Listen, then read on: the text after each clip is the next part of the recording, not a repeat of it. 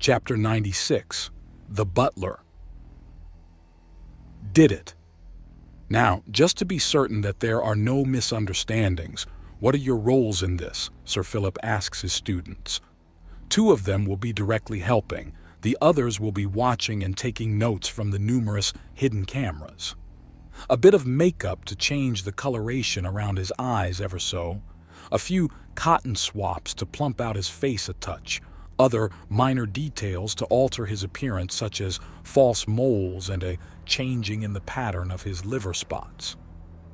We're effectively the serving staff to the eyes of the captive. In truth, we're a second and third set of eyes, hands and weapons in case things go wrong. Herbert remarks as he adjusts the vest he's wearing over the button-down shirt before throwing on the formal military coat. Within it is an axiom-infused pocket with his pistol, as well as several magazines. The magazines will be unnecessary, even if worst comes to worst, but caution is always to be praised. He's also got a stud in his freshly pierced left ear, giving his already youthful face a downright childish cast. He could be anywhere from a 10-year-old with long legs to a 16-year-old with a huge case of baby face. All told, he looks like a precocious child that raced through military academies to find himself in it about up to his forehead. We're also to affect personalities to put her at ease. As far as the prisoners to be concerned, I'm your stern and professional maid, while Jameson is my overly young minder. In effect, you are the distraction, but I and Jameson are the distractions from the distraction to allow a level of confusion that will allow more lateral movement in the interrogation, while also primarily being your second and third set of eyes. Harriet answers. She's dressed more like a secretary, as befitting many of the roles she's been playing as, strict-looking no-nonsense and clearly not paid enough. Correct. Also, you 2 are to come in only after I've established the narrative to drop their guards. Do recall that this is about confirming our research and the results of the earlier questioning these girls have undergone. We're looking for holes in their stories. Now then, if you'll excuse me, it is time to begin. The old spy begins, and Herbert hands him a cane to use.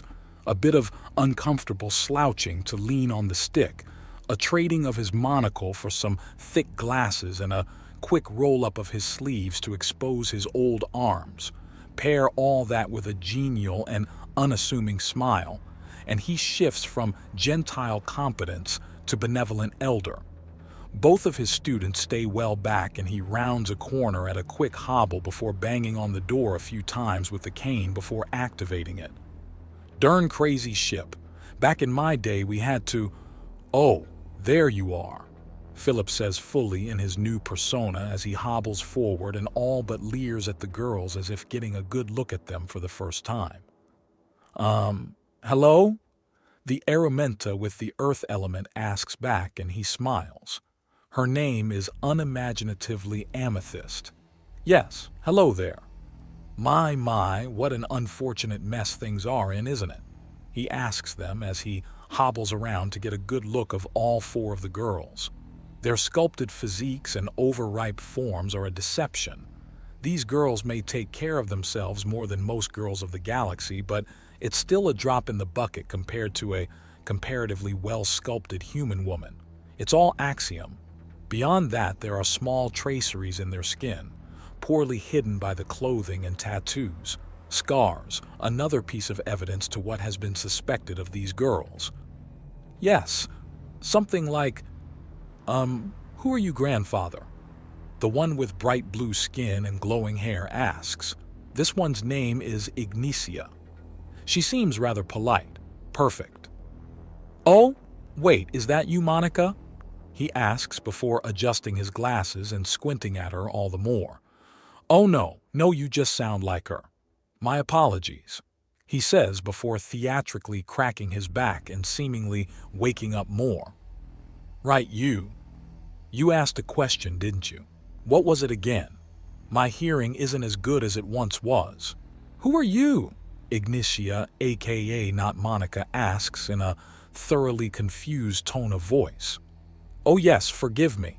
I am General Methuselah Archimedes Kronos. I insisted on being sent on this mission and pulled a great deal of clout to be here. Humanity's first proper contact with aliens is too important to be trusted to that young pup Cistern. Philip introduces himself. The code name for this persona had gotten some chuckles when it was discussed. Thankfully, they could have fun with naming conventions, as these people didn't know the cultural baggage surrounding things. Inside jokes were flying fast and hard in every part of the ship. "And why are you here, General Kronos, sir?" The Earth-attributed one asks, and he gives her a baffled look. "I'm here to make sure everything's on the up and up. I don't care what kind of newfangled—" Philip's speech is interrupted by the door opening. "Billy? Is that you?" "It's private stream, sir." Herbert protests in a long, suffering tone. He's pushed his voice up in pitch and is using Axiom to change his skin and hair tone by a few shades in opposite directions. "Ah, there you are, Billy. Tell me, what are these young ladies doing here? Aren't there supposed to be dangerous criminals, or, I think—" "This is them, sir," Herbert remarks. "What? These young ladies? They're barely old enough to be your mother, maybe your sisters." "No, sir. These four are part of a terrorist attack on our troops that—" "A terrorist attack? Where? Where are those flamethrower-wielding jackknives? I'll show them a thing or three," Philip replies, turning around with a swing and then pausing as if highly confused. "Perhaps a drink, sir, to settle you?" Herbert asks. "Oh? Oh, some tea sounds wonderful, Billy. Private stream, sir? Come on, Billy, and bring these nice young women. There must have been some kind of mix-up," Philip says, before hobbling out at a fast clip, leaving Herbert to heave an enormous sigh. "Yes, sir," he says, before looking back at the Erumenta women. "Follow me, please." "What's with the old man?" Ignacia asks. "That old man has been in service to his country and people longer than the majority of them have been alive. He's refused retirement and forced his way into this mission," Herbert says with a sigh. "Now please, follow me." He then leads the four very confused women through several hallways, all of them with the signs only in English to make sure they can't tell what's where. The ones in galactic trade will be put back up when this is over. "In here, please," he says, opening the door to Interrogation Chamber 7, which had been refurbished into a tiny tea room complete with wicker chairs, table, and a small meal. All of it tested to make sure it's perfectly edible, even tasty, to the Erumenta. "Billy? Billy, there's no whiskey. Where's the whiskey, Billy?" Philip asks deep in his General Kronos persona. "1 minute, sir," Herbert says before going on the communicator. "Miss Yoko? Yes, the General wants his whiskey. Yes, I'm aware. Yes, I know. Just please bring his whiskey," he says into the device. Code given Harriet arrives roughly a minute later with a long, suffering look on her face and a bottle of whiskey ready. She's using more Asian features now with the long black hair and slightly slanted eyes. "Here you are, sir," Harriet says, coming in and placing the whiskey in front of him. He makes a show of pouring some into his tea, and when he offers it to the girls, Yoko grabs it from him and quickly reminds the old man that the ethanol levels would kill them. This leads into a lecture that they are in fact aliens and not in elaborate outfits, and a further discussion that Private Stream chimes in for to explain that these women are in fact prisoners and not guests. "So you're saying they have to sit down and listen?" Philip asks as General Kronos, the senile old bastard. "Oh dear," Herbert remarks as Philip begins to ramble about how things were done back in his day without everyone relying on these newfangled thingamajigs. "Is this man serious?" Amethyst asks Harriet after about a minute of being regaled with how young'uns have it so lucky to be able to control how hot their hot water was, and how you had to be happy when it was boiling because otherwise it would be ice. "He's senile," Herbert offers quietly. "I'm not from any Nile. Where did you get that absurd impression?" Philip demands to baffle all four of the elemental women. He then huffs and leans on his cane for a few moments in the stunned silence. "Billy? Billy, who are these people? I think they're sick, Billy. And why do you think that, sir? Herbert asks in the tone of someone pining for a bottle of booze. That one Billy, she's got rocks in her hair. You shouldn't have rocks in your hair. She's an Aromenta, specifically a Beta Michael Omega 1 over 100 number 55.1, Herbert explains. My name is Amethyst Chit. Amethyst introduces herself with the same name she gave during the initial questioning and on her official records. Sir, it's getting close to your nap time, Herbert remarks, and Philip waves him off. All right then, you little pebble. Why are you here? I'm old. I'm very, very old, but I'm not all gone. Not yet.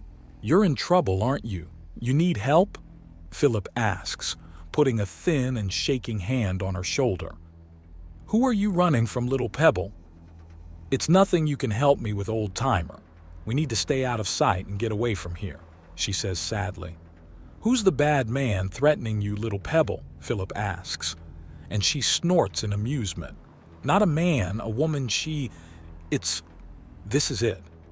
The bit they were going for, a standard interrogation, had her too scared. There was nothing in public records. Lil Pebble? He asks, and something seems to break in her and she starts sobbing. Herbert has to struggle to keep himself from gaping. The old bastard just got the complete trust of a prisoner by feigning utter incompetence. You can't help me, you can't. Her claws are miles deep. You can't do a thing against Darla Swipe. Amethyst weeps out before gasping in shock at her own admittance. I think it would be possible. We have means here on the Dauntless. If nothing else, you can remain hidden, Philip says, and she shakes her head. No, there's no way to hide from her. She'll know we were taken, that we slipped our leash. Amethyst sobs into his shirt. Could she be fooled? Harriet asks, thinking. If these girls were to give an all-clear or a message saying they wanted pickup, an ambush could be put together. No, they'll know. They're smarter than they were before. They have markers for everyone if the binding breaks. If we're freed, then they know it. Amethyst cries. Herbert's communicator buzzes and he takes a look at the screen. Ma'am, is this the woman who's hurt you? He asks, showing Amethyst the image of a Feely who's had small cutsy images airbrushed into her fur. The Aromenta flinches back so hard she rocks the table and nearly falls out of her chair. If that's not a confirmation, then nothing is. This little kitten, she's what you're frightened of? Philip asks, as he quickly memorizes her face and scans the profile before committing it to memory. The other three Aromenta are ready for it, but all flinch regardless. Oh yes, this Catwoman is definitely high up in their organization. Please don't go against her. She'll destroy you. She'll turn you into a child and rape you until she breaks you. Amethyst begs Sir Philip, whose eyebrows go up in shock. She took him. She killed him. You were married. Harriet puts it together first. She killed him. Amethyst weeps into her hands as she breaks down entirely. Miss Yoko, this is a bit beyond myself and General Kronos. I'll be putting the good general to bed if you could be so kind as to fetch Sir Philip as I do so, Herbert asks, and Harriet nods as they all step out of the room as the woman sobs loudly. With the door safely closed and more than a handful of steps away, Sir Philip unfolds to his proper stance. And that children is why being underestimated is so important to any infiltrator. Now, if you'll excuse me, I need to wear a more befitting outfit. I expect you both back here in 5 minutes as different people.